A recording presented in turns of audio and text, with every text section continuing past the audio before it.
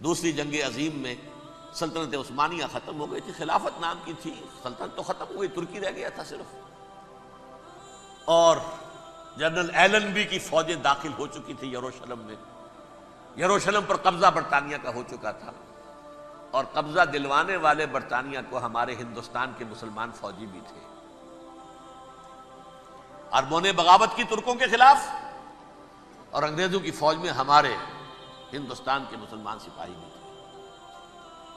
بہرحال اب چونکہ ان کے پاس آ گیا، برطانیہ نے اعلان کر دیا، بالفور ان کا وزیر خارجہ، Jews have a right to settle in Palestine، وہ جائیں آباد ہو سکتے ہیں۔ یہ 1917 کا اعلان ہے۔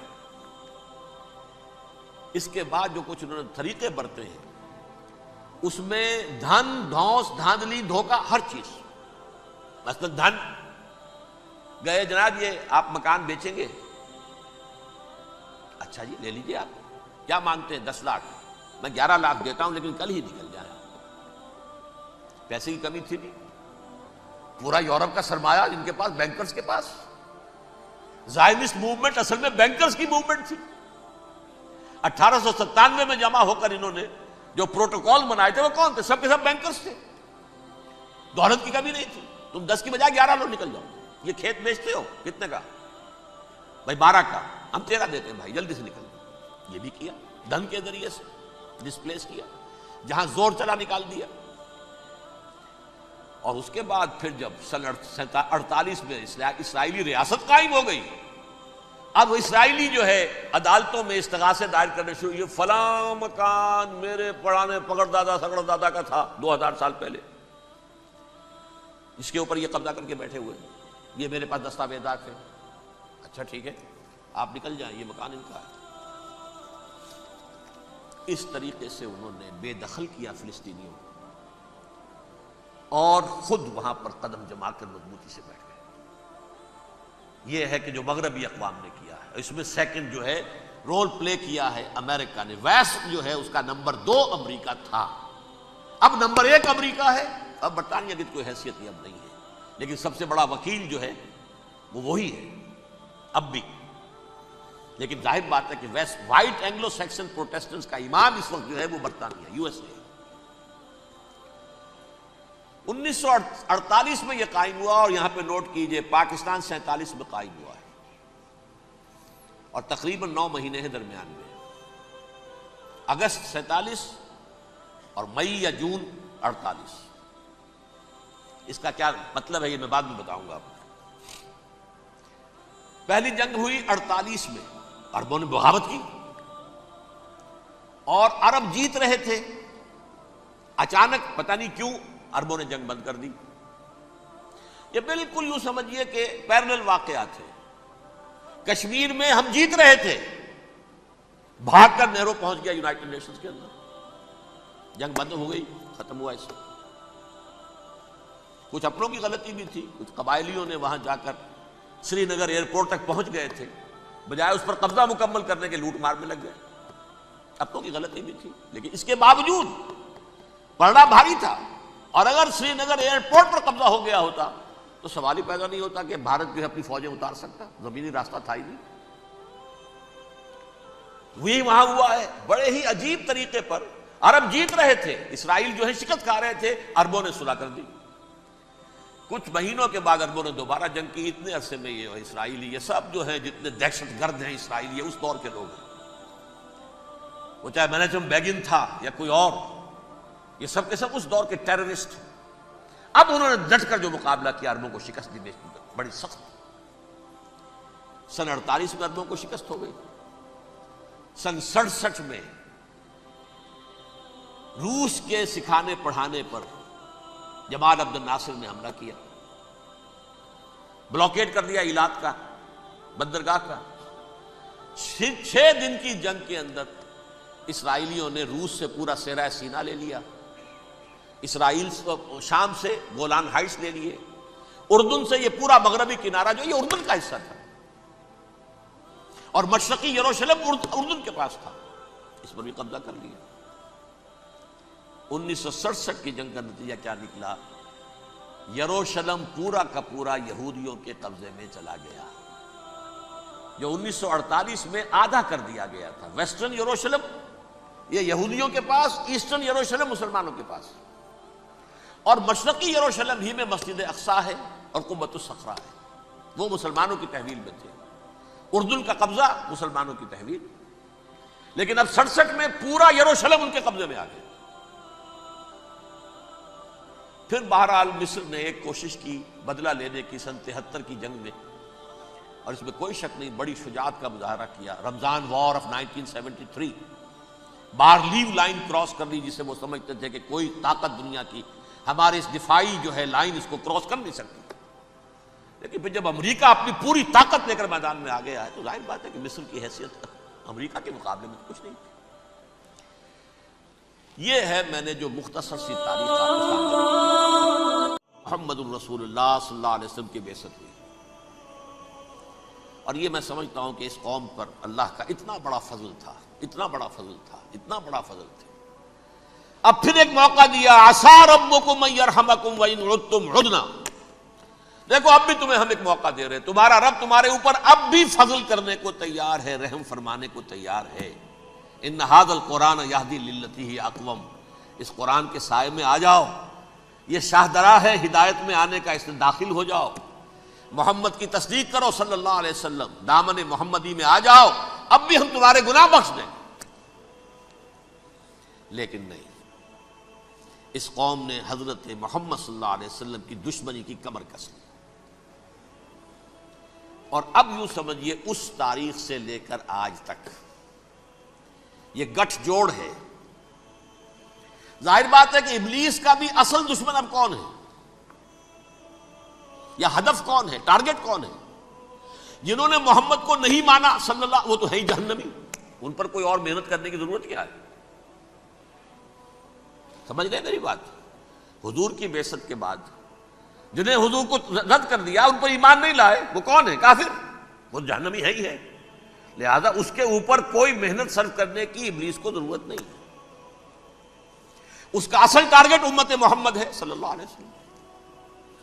وہ ساری نوع انسانی کی دشمنی اب آ کر مرکوز ہو گئی ہے امت محمد صلی اللہ علیہ وسلم کی دشمنی پر۔ اور اسی طرح یہود کا معاملہ، اگرچہ ویسے پوری نوع انسانی کے دشمن ہیں، انہیں حیوان سمجھتے، ان کی جان مال اپنے لیے مباح سمجھتے ہیں، جس طرح چاہیں لوٹے کھسوٹے کھائیں پیئیں انہیں، لیکن اب ان کی بھی دشمنی کا سب سے بڑا مرکز امت محمد۔ کیوں؟ وہی تکبر اور حسد، وہی بیماریاں۔ انہیں تکبر یہ ہو گیا تھا کہ 2000 سال سے یہ نبوت ہماری میراث، ہماری جاگیر، بنو اسرائیل کے اندر سینکڑوں نبی آئے، 3 کتابیں اللہ نے ہمیں عطا کی، یہ کہاں سے آ گیا محمد صلی اللہ علیہ وسلم؟ معاذ اللہ ثم معاذ اللہ، یہ امیین میں سے، یہ جنٹائلز میں سے، یہ گوئنز میں سے، یہ حقیر ان پڑھ، کہاں ہم کہاں یہ نہیں تسلیم کریں گے۔ حالانکہ قرآن کہتا ہے یعرفونہ کما یعرفون ابناہم، ان کے علماء ایسے پہچانتے تھے حضور کو جیسے اپنے بیٹوں کو پہچانتے ہیں کہ یہ آخری نبی ہے، لیکن تکبر اور حسد کی آگ میں جل اٹھے۔ اب ان کے بھی دشمنی کس سے ہے؟ محمد اور امت محمد صلی اللہ علیہ وسلم۔ یہ گٹھ جوڑ ہے۔ اب دیکھیے، یہ ہے میری گفتگو کا اب تک کی گفتگو کا حاصل، یہ گٹھ جوڑ، ایک غیر مرئی دنیا، انویزیبل دنیا کا ابلیس لعین اور جنات میں سے اس کے لشکری فوج، انسانوں میں سے ویسے تو اور بھی بہت جگہ اس کے ایجنٹ ہیں، مسلمانوں میں بھی ہے، لیکن بحیثیت قوم، بحیثیت مجموعی، ایک پوری قوم، ایک پوری نسل جو ہے اس کے ساتھ گٹھ جوڑ ہے۔ ان دونوں کی گٹھ جوڑی کے ساتھ یہ دشمن دون ہیں انسانیت کے، پہلا دشمن ابلیس لعین، عزازیل لعین، اور دوسرے دشمن یہود ملعون۔ اب میں آپ کو ذرا اس جو انسانوں میں سے انسان دشمنی کا، جن کا سب سے بڑا رول ہے، میں ان کی 2000 سالہ تاریخ کا آپ کے سامنے نقشہ رکھنا چاہتا ہوں۔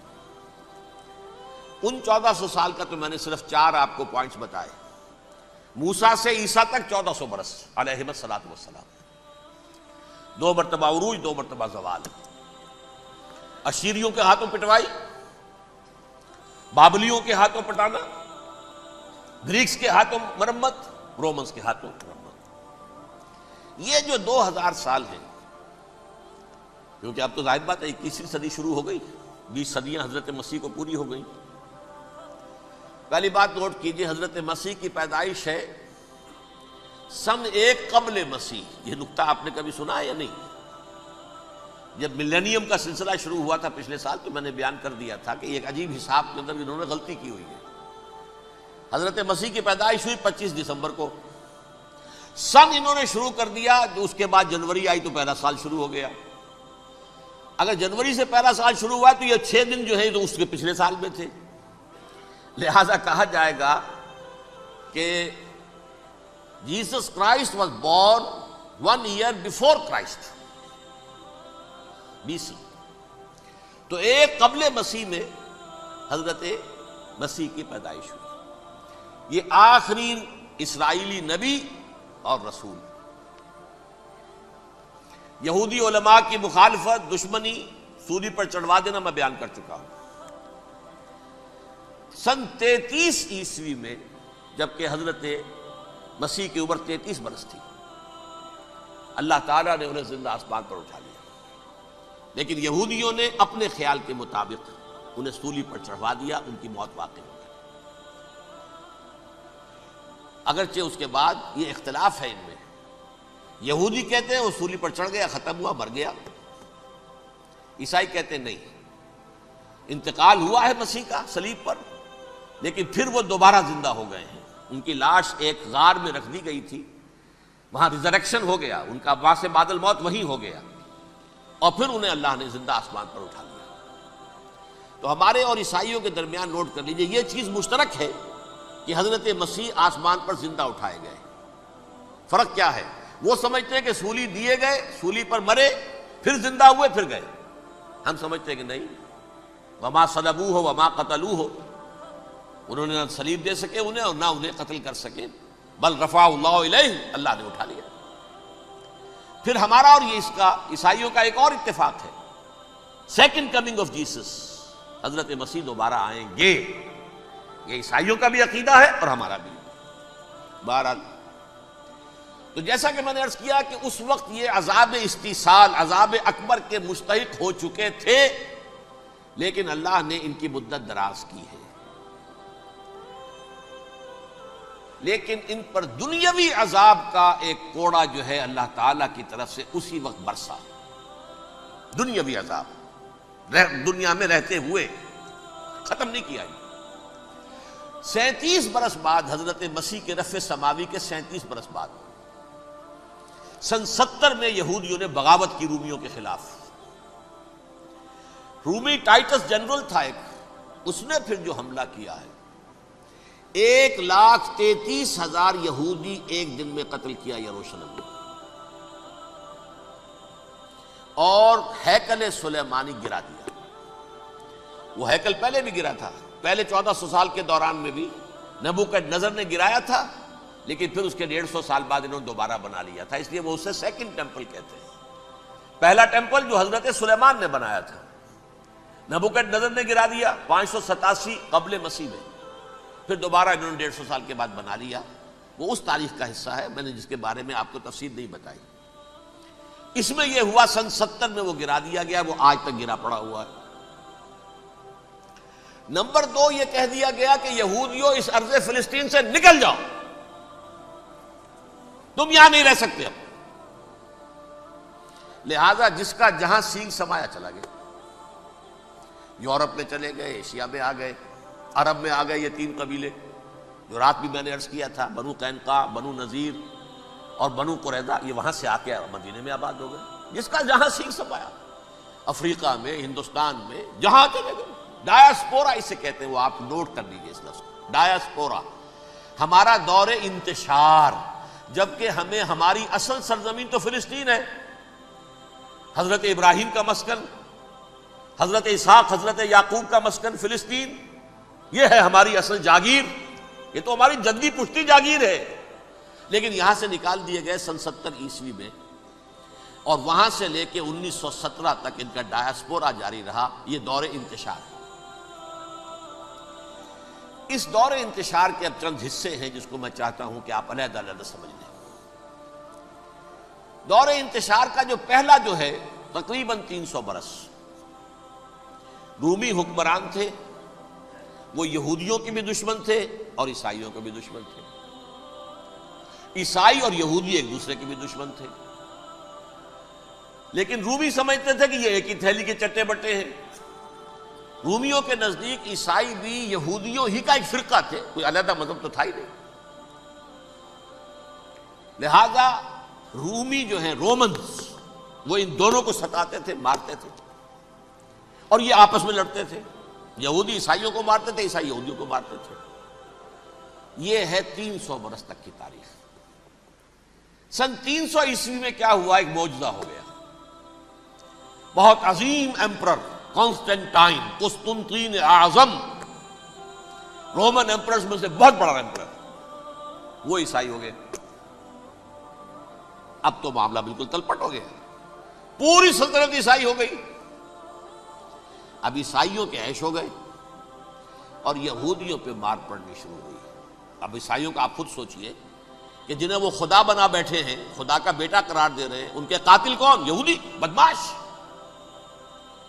لہذا ان کی وہ پٹائی شروع ہوئی ہے یورپ میں, پوری رومن امپائر میں. انہیں ذلیل کیا گیا. شہروں میں آمد بند, علیحدہ رہو, گھیٹوز کے اندر رہو. یہودی کا نام جو ہے وہ گالی بن گیا. جیسے آج بھی یہودی گالی کہتے ہیں, جیسے خنزیر کا لفظ. آخر وہ بھی اللہ کی مخلوق ہے, لیکن آپ کو معلوم ہے کوئی شخص زبان پر نام نہیں لانا چاہتا خنزیر کا, سور کا. ہے تو مخلوق وہ بھی ایک حیوان ہے. ایسے ہی یہ ہے یہودی, یہودی گالی, جیو گیوٹ گالی. لہذا ایک طرف تو ان دونوں کے درمیان دشمنی, جس کو قرآن کہتا ہے وَأَغْرَيْنَا بَيْنَهُمُ الْعَدَاوَةَ وَالْبَغْضَاءَ, ہم نے ان کے مابین دشمنی جو ہے پیدا کر دی. اور جب یہ پوری سلطنت عیسائی ہو گئی تو قافیہ تنگ ہو گیا یہودیوں کا. اب آئیے 571 عیسوی, یعنی جبکہ ڈایاسپورا کو کتنا عرصہ ہو چکا تھا؟ 500 برس. سن 70 سے شروع ہوا نا ڈایاسپورا, جب ٹائٹس نے گرایا ہے ہیکل کو اور نکال باہر کیا انہیں فلسطین سے. بھاگ جاؤ, یہاں ایک یہودی بھی نہیں رہے گا, فلسطین سے نکال دیے گئے. آج سن 571 عیسوی میں حضور کی پیدائش ہوئی, ولادت باسعادت محمد الرسول اللہ صلی اللہ علیہ وسلم. 610 میں آپ پر وحی کا آغاز ہوا. لیکن حضور کے ساتھ ان کا معاملہ کیا رہا؟ اول تو جبکہ حضور ابھی مکے ہی میں تھے, یہودیوں نے ریشہ دوانیاں شروع کر دی حضور کے خلاف. قریش مکہ کو سکھاتے تھے, پڑھاتے تھے, ان سے یہ پوچھو, ان سے یہ پوچھو, انہیں اس طرح تنگ کرو, ان سے یہ امتحان لو. یہ آپ کے علم میں ہے.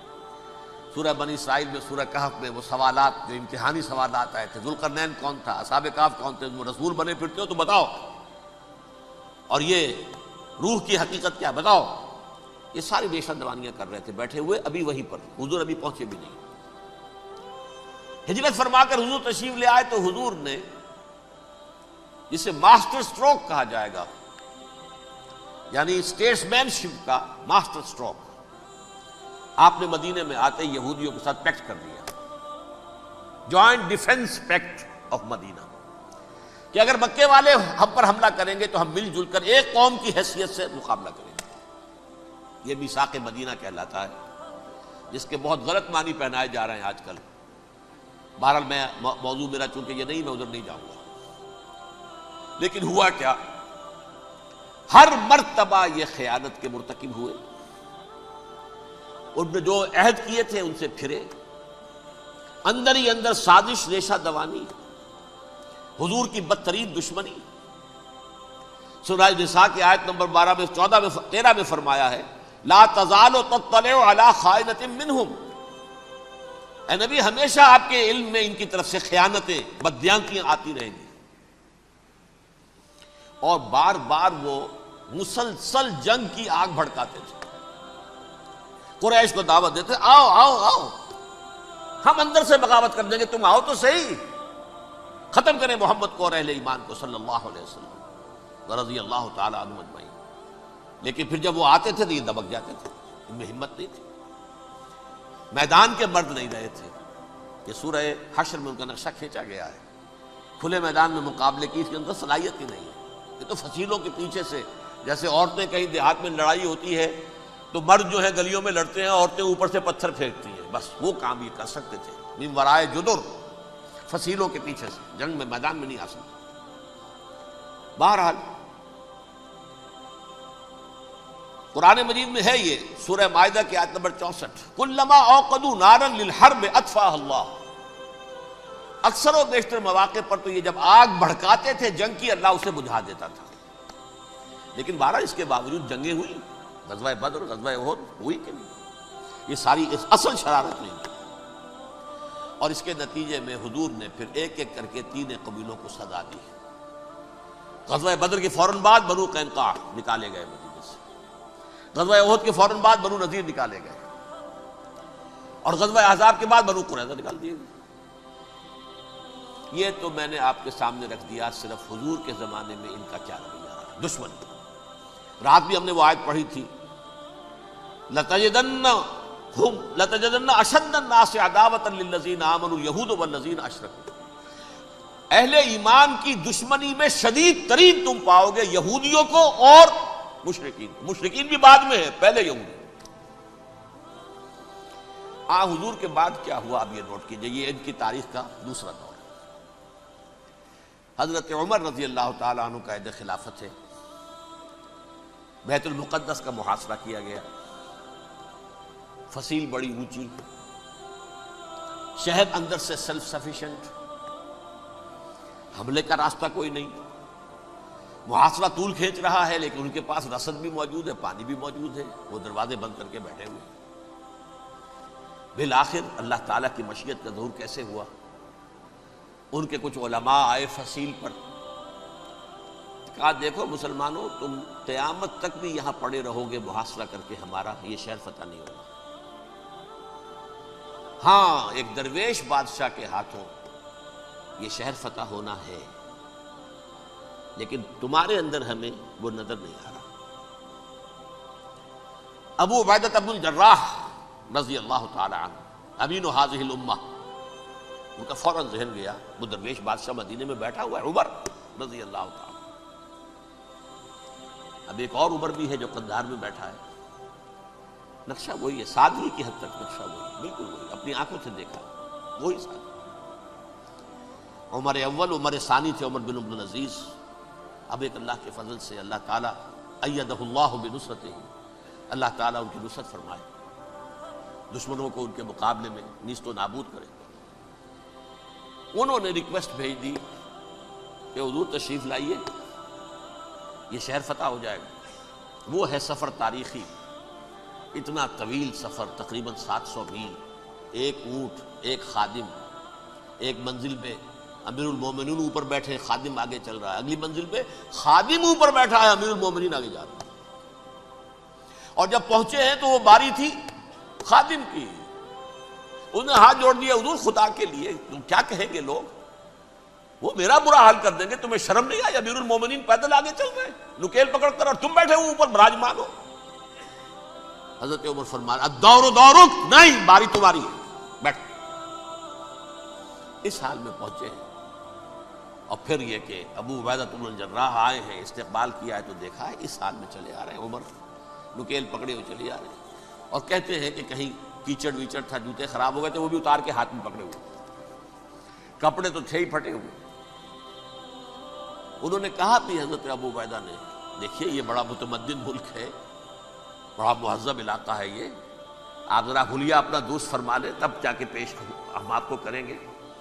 آپ نے فرمایا نحن قوم اعزنا اللہ بالاسلام، ہم وہ قوم ہیں جنہیں اللہ نے عزت دی ہے اسلام کے ذریعے سے، کپڑوں کے ذریعے سے نہیں، دولت کے ذریعے سے نہیں۔ اسی حال میں گئے ہیں، اوپر سے انہوں نے کھڑے ہو کر نشانیاں دیکھی ہیں، اپنی کتابیں کھولی، ہاں یہ وہی ہے، اچھا لو جی سرنڈر، شہر تمہارے ہاتھ میں۔ خون کا ایک قطرہ نہیں بہا اور بیت المقدس فتح ہو۔ لیکن اس وقت حضرت عمر نے ایک نرمی یہ کی، کہ یہودیوں کے لیے بھی اسے اوپن سٹی قرار دے دیا.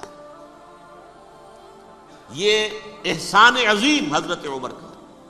اس سے پہلے یہودی آ ہی نہیں سکتا تھا، داخل ہی نہیں ہو سکتا تھا، وہاں وہ آ کر وزٹ نہیں کر سکتا تھا، زیارت نہیں کر سکتا تھا اپنے مقدس مقامات کی. حضرت عمر نے یوں سمجھیے کہ تقریباً 550 برس کے بعد ان کے لیے راستہ کھولا ہے کہ ہاں تم آ سکتے ہو، زیارت کر سکتے ہو. لیکن یہ عیسائیوں نے لکھوایا معاہدے کے اندر، انہیں یہاں آپ آباد ہونے کی اجازت نہیں دیں گے، لیکن کم وزٹ دی پلیسز، دیکھیں، زیارتیں کریں اور جائیں. یہ معاہدہ حضرت عمر کا ہے رضی اللہ تعالیٰ، جو پھر خلافت راشدہ کے بعد بنو امیہ نے بھی اس کو آرڈر کیا، بنو عباس نے کیا. پھر جو ہمارے یہ ترکوں میں اندر خلافت آئی تو ترک خلفاء نے بھی اس معاہدے کی پوری پابندی کی. فلسطین میں آ سکتے ہیں یہودی صرف زائرین کی حیثیت سے، وہاں آباد نہیں ہو سکتے. اب آئیے اگلا دور آیا حضرت عثمان کا دور خلافت.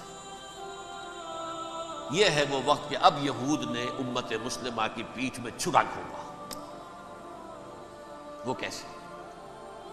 ایک یہودی عبداللہ ابن سبا اسلام کا لبادہ اوڑھ کر آ گیا، معاشرے کا جائزہ لے لیا. ان میں بنو ہاشم اور بنو امیہ میں جو پرانی کشاکش تھی اس کے کچھ نہ کچھ جراثیم باقی ہیں. اگر ان کو ذرا بھڑکا دے تو مسلمانوں میں انتشار پیدا ہو جائے. کہا یہ عثمان کون ہے؟ یہ تو بنو امیہ میں سے ہے، یہ حق تو بنو ہاشم کا ہے، خلافت ان کے پاس ہونی چاہیے، محمد کے تو رشتہ دار وہ ہے صلی اللہ علیہ وسلم. عوام الناس کے اندر بات پھیلنی شروع ہوئی. پھر ایک بڑی سازش کے انداز میں حضرت عثمان کے خلاف پروپیگنڈا، حضرت عثمان کے جو عاملین تھے، گورنر تھے، ان کے خلاف پروپیگنڈا، اور ایسی ہوشیاری کرتے تھے کہ کوفے میں کوفے کے حاکم کے خلاف کچھ نہیں کہنا. اجی مصر میں یہ ہو رہا ہے، اجی شام میں یہ ہو رہا ہے، اجی یہ جو عثمان ہے وہ یہ کر رہا ہے، یہ ظلم ہو رہا ہے، یہ لوٹ مار ہو رہی ہے، یہ خیانتیں ہو رہی ہیں. اب نہ تو اس زمانے میں مینز آف کمیونیکیشن، کیسے تصدیق کریں؟ افواہیں تو آپ آج کراچی کے اندر شروع ہو جائے تو پتہ نہیں چل سکتا کسی کو کہ کیا اس میں صداقت ہے، کیا جھوٹ ہے. اور بری بات جو ہے فطرت انسانی کی کمزوری ہے، وہ فوراً قبول کرتا ہے. کسی کے بارے میں اچھی بات ماننے کو تیار نہیں ہوتا، لیکن بری بات تو فوراً تیار. بہرحال یہ فتنہ انہوں نے اٹھایا، حضرت علی کی الوہیت کا فتنہ اٹھایا، حضرت عثمان کے خلاف الفتنۃ الکبریٰ برپا کیا. حضرت عثمان شہید ہوئے. اس کے بعد 5 برس تک مسلمان ایک دوسرے کی گردنیں کاٹتے رہے، باہمی خانہ جنگی ہوئی. امت کو وہ زخم لگایا ہے جو آج تک جس سے خون رس رہا ہے. یہ شیعان عثمان اور شیعان علی تھے جو بعد میں پھر سنی اور شیعہ ہو، اور آج تک فتنہ کس نے جگایا؟ ایک عبداللہ ابن سبا یہودی اور اس کے کارندے، شیطان کا ایجنٹ، اور انسانوں میں سے بھی اس کے جو بھی حواریین تھے اور شیطانوں کے اندر سے بھی تھے، انہوں نے بھی اس آگ کو بھڑکایا. یہ آپ سوچ لیجئے کہ یہ کس نے وہ زخم لگایا؟ یہودی. اگلا دور آیا، خلافت راشدہ ختم ہوئی، بنو امیہ کا بھی دور کافی گزر گیا. طارق ابن زیاد 712 عیسوی میں حملہ کرتے ہیں اسپین پر. اسپین اس وقت عیسائیت کا بہت بڑا گڑھ، بڑے کٹر ترین عیسائی جو ہے وہ اسپین میں تھے. لہذا یہودیوں کی وہاں بہت پٹائی ہوتی تھی، بہت پٹائی ہوتی. یہ میں بتا چکا ہوں، دشمنی تھی ان کی تو چلی آ رہی تھی عیسائیوں کے ہاتھوں یہودیوں کی. وہ تو سن 300 عیسوی سے ایمپرر کانسٹنٹائن کے بعد سے شروع ہو گئی. اس حوالے سے یہودیوں نے اس وقت چالاکی یہ برتی، کچھ راستے واسطے بتائے، کچھ مدد کی طارق ابن زیاد کی. طارق ابن زیاد نے انہیں اپنا محسن سمجھا. ہسپانیہ فتح ہو گیا تو یہودی چونکہ محسنین کی فہرست میں آ چکے تھے، انہیں بہت اقتدار نصیب ہوا، بڑی سپورٹ مسلمانوں نے دی. ان کے بڑے بڑے علماء جو ہیں اسی دور کے اندر پیدا ہوئے، بڑے بڑے تھنکرز ان کے اسی دور میں پیدا ہوئے. بن گوریون جو کہ ایک وزیر اعظم تھا اسرائیل کا، اس نے یہ لکھا ہے اپنی کتاب میں، Muslim Spain was the golden era of our diaspora. وہ ڈائسپورا جو 70 عیسوی سے شروع ہوا تھا اور 1917 عیسوی تک جاری رہا ہے، اس میں سے گولڈن ایرا ہمارا جو تھا وہ مسلم اسپین تھا. ہسپانیہ میں بیٹھ کر ہم نے عیش کیے. لیکن وہاں سے انہوں نے اور جو کچھ کیا، یہ تو داستان کے تو بہت سے گوشے ہیں، لیکن میں جس اسٹریٹ لائن میں چل رہا ہوں اس کے اعتبار سے ایک بات سمجھ لیجیے، وہاں بیٹھ کر انہوں نے اب عیسائیت کی پیٹھ میں چھرا گھونپا، پروٹیسٹنٹ مذہب پیدا کیا، تقسیم کر دیا، جیسے شیعہ سنی کی تقسیم، عبداللہ ابن سبا، رومن کیتھولک اور پروٹیسٹنٹ کی تقسیم، یہودی علماء۔ ہوتا کیا تھا، ہسپانیہ کی یونیورسٹیاں ہیں، کارڈووا میں ہے، ٹولیڈو میں ہے، گریناڈا میں ہے، غرناطہ، قرطبہ، تولیتلا، اور وہاں آتے تھے لوگ، فرانس سے چلے آ رہے ہیں نوجوان پڑھنے کے لیے، جرمنی سے چلے آ رہے ہیں، اٹلی سے چلے آ رہے ہیں، تین ہی ملک قریب ترین پڑھتے ہیں سینٹرل جو یورپ کے ہیں۔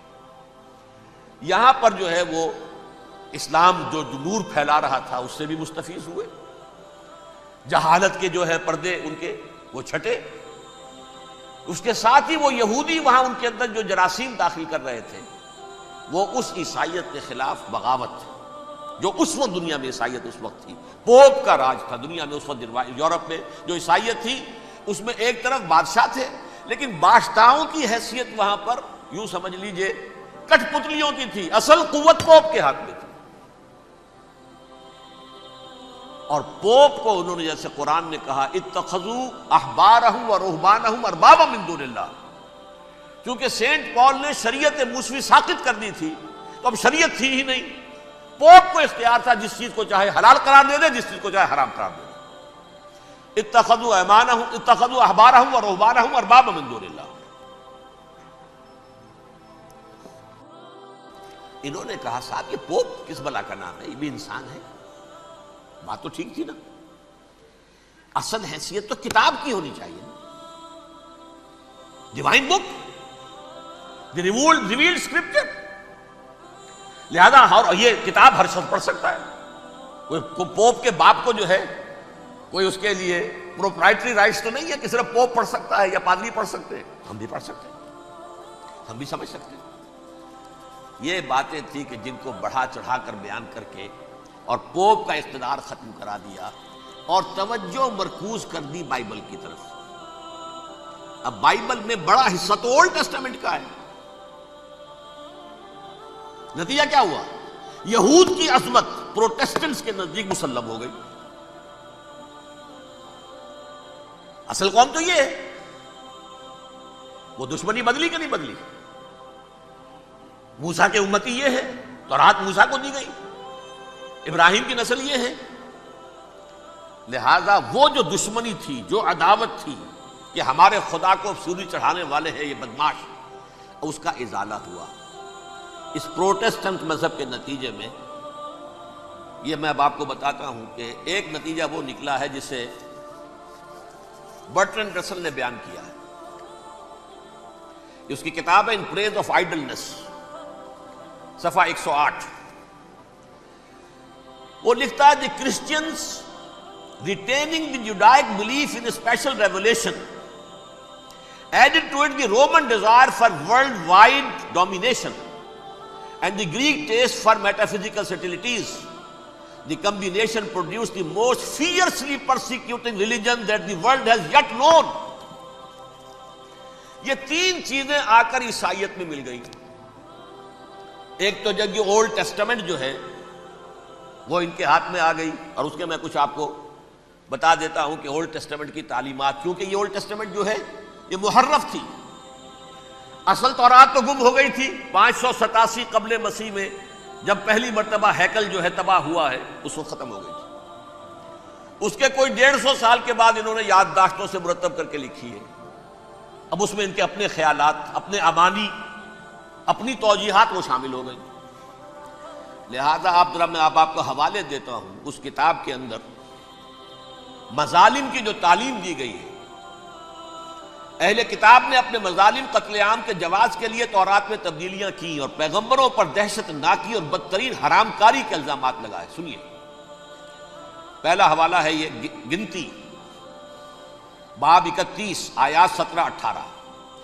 اس لیے ان بچوں میں جتنے لڑکے ہیں سب کو مار ڈالو، اور جتنی عورتیں مرد کا منہ دیکھ چکی ہیں ان کو بھی قتل کر ڈالو، لیکن ان لڑکیوں کو جو مرد سے واقف نہیں اور اچھوتی ہیں اپنے لیے زندہ رکھو۔ یہ کسی اللہ کی کتاب کا یہ جملہ ہو سکتا ہے؟ کسی ریویل بک کا؟ اور سنیے، یہ ہے استثناء ڈیٹرانومی باب 20 آیت 16 تا 18۔ پر ان قوموں کے شہروں میں جن کو خداوند تیرا خدا میراث کے طور پر تجھ کو دیتا ہے، کسی ذی نفس کو جیتا نہ بچا رکھنا، جیسا خداوند تیرے خدا نے تجھ کو حکم دیا بالکل نیست کر دینا۔ مرد، عورتیں، بچے، بوڑھے سب ختم۔ یہ کتاب مقدس ہے۔ اور سنیے، سموئیل باب 27 آیت نمبر 9، اور داؤد نے اس سرزمین کو تباہ کر ڈالا اور عورت مرد کسی کو جیتا نہ چھوڑا۔ نمبر 4، ان سب آباد شہروں کو ماں، عورتوں اور بچوں کے بالکل نابود کر ڈالا۔ کتاب استثناء باب 3 آیت 6۔ یہ ہے جو کہہ رہا برٹرینڈ رسل، کرسچینٹی میں آ کر یہ تین چیزیں شامل ہو گئی۔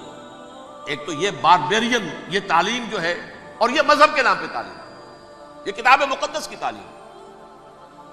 نمبر 2، رومنز کے اندر جو ایک تمنا تھی ورلڈ ڈومینیشن کی، وہ عیسائیت کے اندر آ گئی، اس لیے کہ پوری رومن امپائر جو ہے عیسائی ہو گئی، اسے وراثت کے اندر ورلڈ ڈومینیشن کی جو ایک تمنا تھی وہ مل گئی۔ اور پھر یہ کہ انہوں نے جو توہمات تھے یونانیوں کے، ان کو بھی اپنے ہاں مختلف شکلوں کے اندر جمع کر لیا۔ ان تین چیزوں کا the combination produced the most fiercely persecuting religion that the world has yet known. اس کے نتیجے میں دنیا میں تاریخ انسانیت کے اندر جو بدترین خوخار ترین مذہب ہو سکتا ہے، وہ شکل عیسائیت نے اختیار کی۔ اور اس کا مظہر عتم کیا تھا؟ نوٹ کیجیے، صلیبی جنگیں۔ ایک بات ٹائم ٹیبل کے اعتبار سے نوٹ کر لیجئے گا، فرسٹ ملینیم ختم ہوا، سیکنڈ شروع ہوا۔ ان کے 1000 سال ختم ہوئے تو 11ویں صدی میں سیکنڈ ملینیم شروع ہوا، تو پہلی صلیبی جنگیں ہوئی، لاکھوں مسلمان قتل کیے۔ صرف یروشلم کے اندر اتنا خون بہایا، اتنا خون بہایا ہے کہ خود ان کے ہسٹورینز لکھتے ہیں کہ جب ان صلیبیوں نے، جب گھوڑوں کے ساتھ وہ چل رہے تھے گلیوں میں، تو ان کے گھوڑوں کے گھٹنوں تک خون کی ندی بہہ رہی تھی۔ جہاں سے گزرے ختم کرتے چلے گئے، آبادیاں کی آبادیاں ختم ہو گئی۔ اگرچہ اس کروسیڈ میں گیہوں کے ساتھ گھن بھی پیسا، یہودی بھی بہت مارے گئے۔ یہ فرانس سے، جرمنی سے جب یہ کروسیڈرز آ رہے تھے، 3000 میل کا سفر طے کر کے آئے تھے۔ سوچئے تو صحیح، اربن ثانی پوپ جو تھا، آگ لگا دی تھی اس نے پورے یورپ کے اندر، شرم سے ڈوب مرو، تمہارے مقدس علاقے مسلمانوں کے ہاتھ میں، انفیڈلز، یہ کافر، یہ مرتد، یہ ملحد۔ مسیح جہاں پیدا ہوا، مسیح کو جہاں سولی دی گئی، وہ کہاں ہے؟ ان کے ہاتھ میں۔ وہ آگ لگائی ہے، 3000 میل کا فاصلہ طے کر کے یہ نو قومیں آئی ہیں وہاں، اور جو تباہی مچائی ہے تاریخ انسانی میں، ایسی بربریت کی کوئی مثال۔ اور یہ ان کے اپنے ہسٹورینز لکھتے ہیں، شرم کے مارے ایسے محسوس ہوتا ہے جیسے ان کی گردنیں جھکی جا رہی ہوں، لکھتے ہیں۔